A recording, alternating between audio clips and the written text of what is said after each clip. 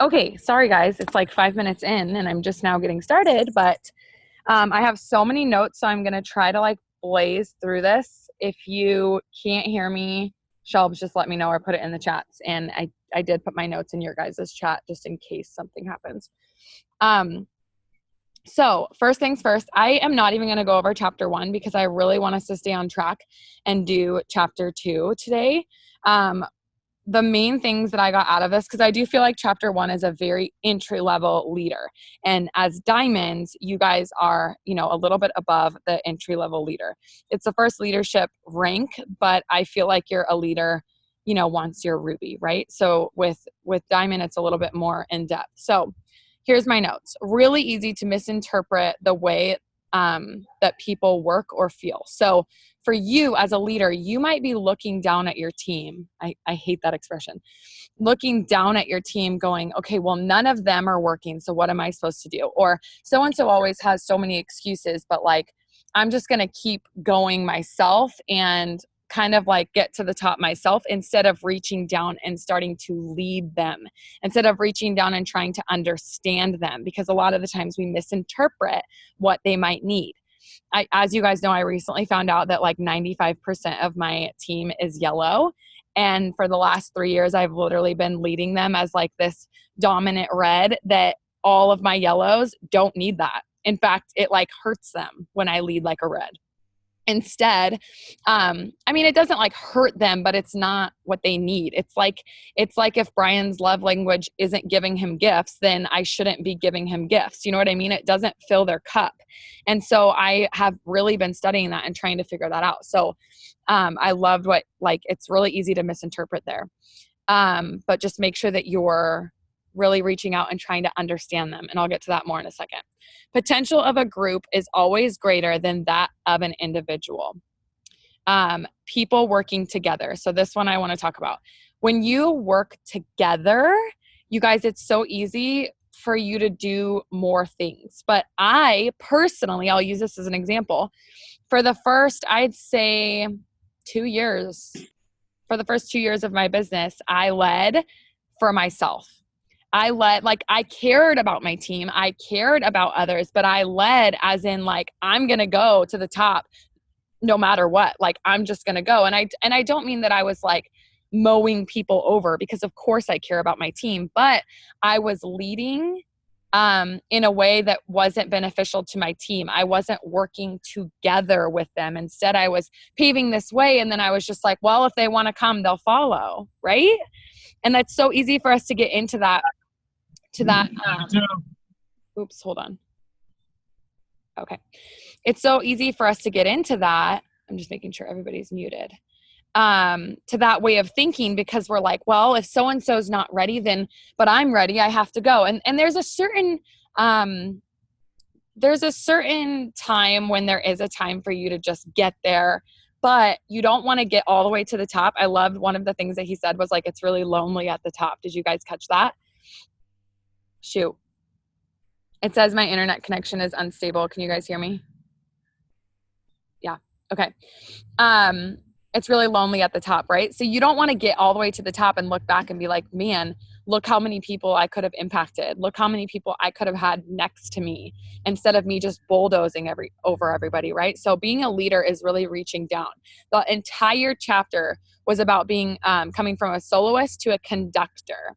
So I'm just going to go over the 4 things that he said and briefly about switching from a soloist to a conductor, okay? Going slower so that you can go farther. Like I just said, it's going to be lonely at the top, right? So if you have to kind of take a step back and look at all the people in your organization and say, have I been misinterpreting Sally over here, who like posts about her business every day and really wants this and really has this like incredible why, and she's just not showing up like I want her to? What have you done leadership wise to help her show up? What have you done leadership wise to find out what she needs from you? Are you having these conversations, or are you just like, well, if they want it, they want it?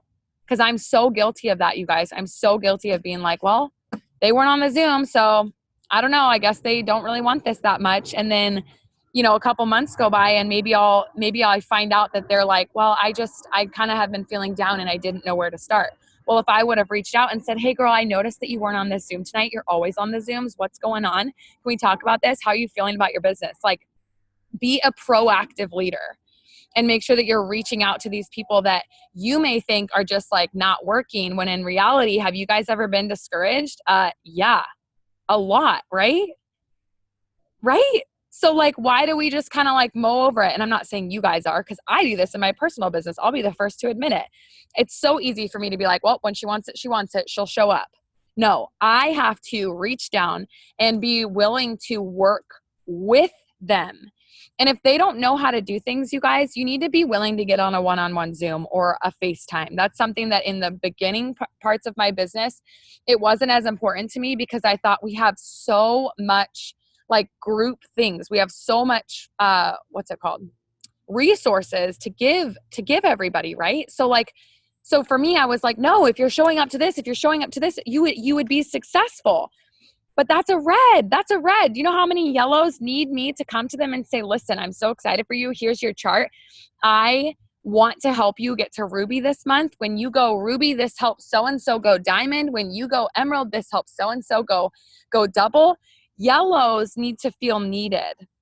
And I'm not just specific, like this is just specific to my own business right now. So I'm just giving you guys examples of me learning more about my team, because if you guys start to implement all of these things that I'm implementing, then you're going to implement those to your leaders, and then they're going to implement that to their leaders. And now we have a whole team leading others, like with this layered leadership. Okay.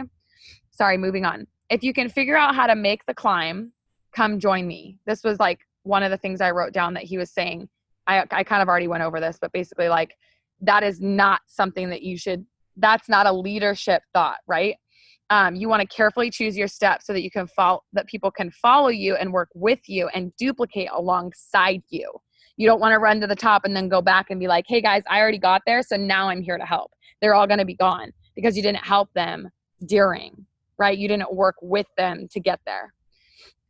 It's natural to lead by running first. Okay, that's natural, which actually made me feel really comforting, because I was like, oh my gosh, I've never been a leader. Like I've never known how to lead, because I just do. I do and I do and I do. And there's so many times where I'm guilty of saying like, it's okay, like I'll get there by myself if I have to. No, like when you start getting to like double and triple and pres and ambassador, you guys, like you can't do this by yourself.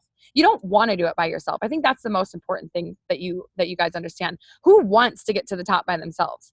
I want every single one of you sitting with me in VIP at conference. Like I want my team there. And one other thing that he said, sorry, somebody's unmuted. Hold on. Got it. One other things that he said, shoot, I wrote it down. Oh, a symphony is not there to accompany you, right? So like you are there to work together with all of your people. I love that. Okay, sorry, I'm getting off track. So that's number one. Number two is recognize that you need others, and you can recognize that you need others, okay? That was one of the things that I just admitted to you guys, is for the longest time I was like, I can do this on my own. You truly do need other people.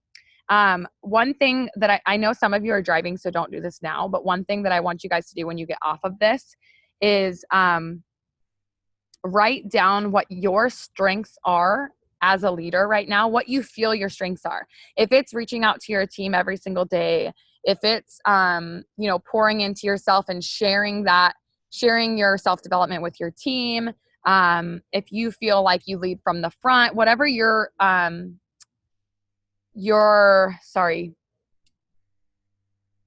strengths are as a leader, write them down. And then I want you to write down what you feel you need to work on. I did this earlier and I had about 3 strengths and I had about 2 pages worth of things I need to work on. So it's so funny to me because I'm just sitting there like, oh my gosh, I love this book. It's really causing me. I've already read it, you guys, but I'm rereading it and writing down like all of these notes of just like, when you start to reread something and dissect it, now you can really dissect your life. You can really dissect what you're actually doing, because you listen to this book and you're like, oh yeah, I'm gonna make a leader shift, right? And then you just go back to normal life. you just go back to the way that you're doing it. But when you start dissecting all of these things and how you can apply it, things really start to change. Number 3 is make the effort to understand others. Okay. That is the main stage that I am in with my business right now. I am making the effort to find out what the colors are on my team. I am making an effort to, sorry, my connection says it's bad. So I want to make sure you guys can hear me. I'm making the effort to find out what their why is. I'm making, like, even if they're new, you guys, there's so many times where I get in a, not in a rut, but in a, like in an enrolling, I'm just get stuck in enrolling, right? Like to the point where I'm like, okay, here's a script. And I forget to say, why'd you join me in this business? Why did you join me? Like, can you tell me a little bit more about yourself? Like, we want to get to know our distributors, because if you don't, then they just become somebody who like just pops in your inbox for help, and you're just like a robot who helps them. They just become a number, and that's not okay with me. Like I'm talking about my own business when I say this stuff, because for me, I feel like a lot of the times I'm so redundant, and it's so difficult for me to be like, why is she not getting it, when I don't even know what her color is, or I don't even know that I'm like giving her these tasks when really what she needs is a video to watch or somebody to meet her for coffee. I'm going to use this as an example, you guys. Jess went to coffee. No, before I say that, I enrolled a girl on my team. She's laughing right now at me because she's a green, right? And I'm a red. I have literally like no green in me, you guys. So I enrolled a girl, and she was in a 400 box on Jess's diamond chart. She's local to Jess. So she was in Sandy, Oregon. And for like a month, I want to say like over 30 days, she just didn't respond to me, didn't really want to do this at all. And finally I was just like, girl, like, are you in or are you out? And she's like, well, I'm just somebody that needs to learn like face to face. Like, would you be willing to like meet me for coffee? And at that time I was like, well, I'm in Arizona. Like, no, there's like, that's not how I train my team. I said that, which I'm kind of disgusted with, but I did say, that's not how I train my team. I can do a FaceTime with you. Like, you know, and it ticked her off. It made her mad because she's like, oh, you don't have time for me? That's cool. Whatever. Well, then Jess reaches out because she's on Jess's team. And she's like, hey, like, I'm in Sandy. Let's go to coffee. They go to coffee the next day. I'm not kidding you. She enrolled 600 BV that day. That day. Not like in a month. That day she reached out. She's a hairdresser. So she had like a huge network that she literally was just like, here you go. Like, this is the coffee she was a loyal customer before. So she'd been talking about it like nonstop to these people. And then she enrolled 600 BV. And all I had to do was go to coffee with her. But I mean, obviously I was in Arizona, but my point is, I don't train that way. My brain doesn't work that way, right? But her brain does. She needed somebody to show her. She needed somebody to sit down. And how I can overcome that for myself is by saying like, oh, I've got a slot open to FaceTime you tomorrow. Let's get on a call. Instead of saying, oh, I don't train that way. Like, here's the newbie Zoom. Like, no, that's not okay. Like, we have to be willing to do what others need from us, because look at how valuable she is to our team. We need to be not looking at them as a box. And I'm so guilty of that at times. I'm just being real and raw with you guys. Number 4 is wanting others to shine more than you do. And this is his thing, was wanting others to shine more than you do. And what I wrote underneath it was genuinely wanting others to shine more than we do, right? I think that is like one of the hardest things in this business, because it is so easy to compare. It is so easy to compare to our other leaders. It is so easy to compare our lives to others. Like, oh, so-and-so just signed a customer, but I've got 4 kids and like 3 wives. No, I'm just kidding. You guys know what I'm saying? Like, it's so easy to like make all these excuses of like, well, she's thriving in her business, but I've got all these other like things going on and she doesn't. And you're comparing. And what he was saying is, you need to be completing people instead of comparing to them. And where is it? Where did I write this down? This was like, okay, completing creates wins, helping others, and it's helping others be better. So competing, or no competing, but completing. So when you guys start to like compete with others on your team or other leaders on this call even. Like, start to figure out how they could complete your life instead. Maybe you're going to send a message to one of your sidelines tonight and be like, oh my gosh, like, I've been watching you. You're incredible. I just want to know, like, can we do a Zoom, like merge our teams together and let's like talk what you do. Like, let's talk about it. This sun is like kind of crazy. But you know what I'm saying? Like, never be afraid to stop growing, and never be afraid to start asking others, to, you know, what are they doing? What are you guys doing to sign this? I don't want to be comparing. I want to be completing. And that is all the things that I took away from the book. I don't know if you guys like want to drop some aha moments in the chat or anything that I missed that you were like, oh, this was huge for me. I want to talk about this real quick. Like, drop your aha moments in the chats if you can. I'm just loving that it's challenging me more than ever. Like, and again, my internet connection is unstable. Hopefully this isn't like botched the whole way. I'm so sorry, you guys. Again, it's recorded, so you can watch it back. But what was I saying? Oh, I'm just loving that it's challenging me each and every day to like duplicate the leadership role, because there's so many times, and I know that you guys maybe feel this way as well. There's so many times that I feel like it's all on me. It's all on me to lead my team. It's all, and don't get me wrong, you guys are all diamonds and above on my team as well. So I'm not saying that like I don't have leaders, because I have incredible leaders on this team. That is not what I'm saying by saying this. But I think that you can relate that there are times where you wake up and you're just like, oh, how do I get my team to work? Do you guys ever feel like that? And it's like, no, that's not on you. It's on your leadership. What are you doing to lead them to want to work? What are you doing to lead them, to show them how to be leaders themselves? Because if you're just like enroll, like for me, I'm a mass enroller, right? So, oh, this Ruby leg quit, that's okay. I'll just replace them. No. I mean, yes, replace, like, yes, fill the, like, get to where you need to be. But at the same time, what did you do for that Ruby? Was there things that you could have done better? Sometimes there's not. Sometimes they just leave, and that's okay. But like, what could have you done? What could have you done? That doesn't sound right. What more could you have done? There we go. What more could you have done for them? And really learn from those things, because I think for me, the biggest takeaway is just really trying to get to know people more instead of just leading in their face, leading from the front. I know how to lead from the front. I'm great at, you know, my own business. But where I'm lacking is leading the people who desperately need a leader. Okay. They're going to follow the people that are leading them, that are reaching down and grabbing their hands and saying, let's do this together. Not, hey, I've already been there, done that. Like, are you going to catch up? That's not leading, right? Leading is you grabbing their hand and saying, I've been there. I've been there at this step. I've been there where things got hard in my business and I couldn't continue. I couldn't continue to be consistent. I had to take a little break. I've been there when I feel like I'm defeated. I've been there when I feel like nobody's responding to my messages. I've been there. I'm the worst at telling my team that I've been there, because I'm like, oh, I have been there, right? So instead of saying that, I'm like, oh, here's how to fix it. Here's how to fix it. You just do this. You do this, do this, do this. And then, in fact, I think I saw Katie get on. Yeah, she's on. This was like one of the most pivotal moments in my business. And Katie, you might not even know that it was, but I will never forget this. Katie was like, Rochelle, sometimes when I come to you, I just need you to say, yeah, I've been there. Like, sometimes I don't need you to tell me what I need to do.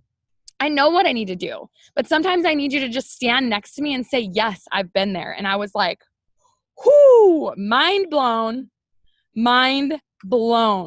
because she had it in her to look at me and say, hey, like, I love you, but I need this from you.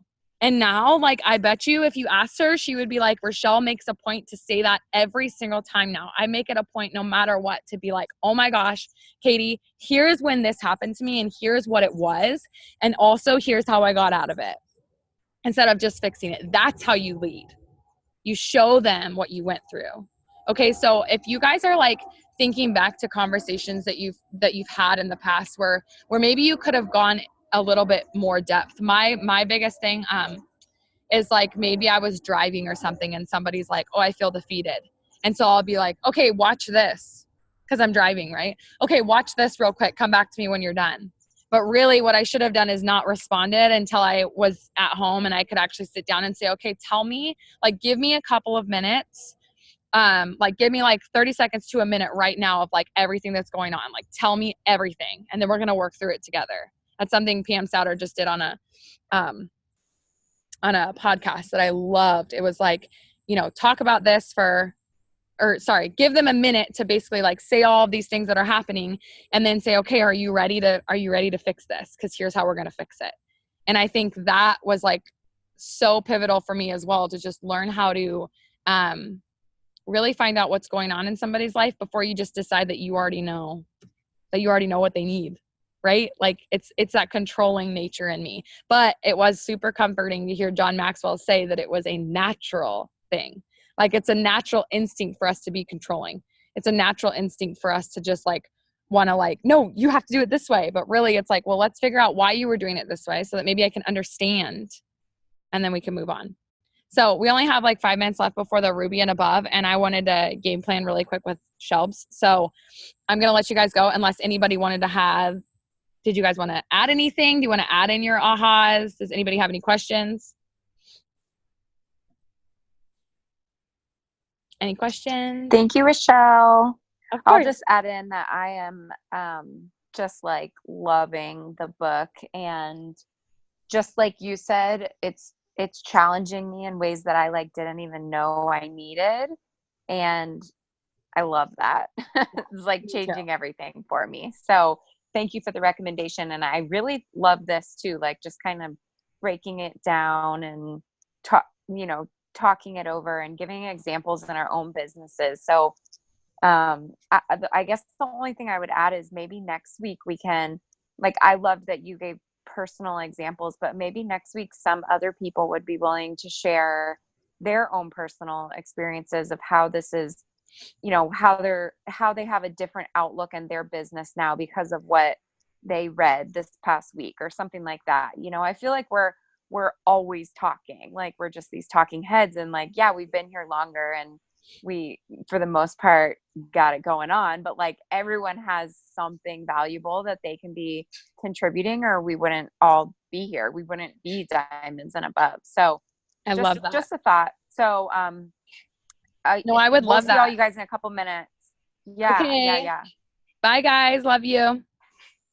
Bye. See you in a minute.